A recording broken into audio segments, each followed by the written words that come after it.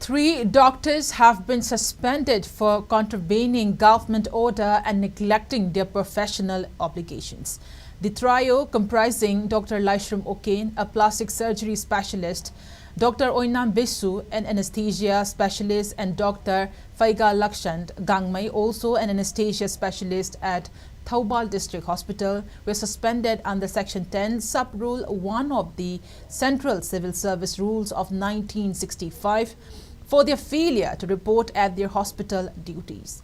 As per an order issued by the Joint Secretary of Health and Family Welfare of the Manipur government, the three doctors have been instructed to remain stationed at the Imphal headquarters throughout their suspension period.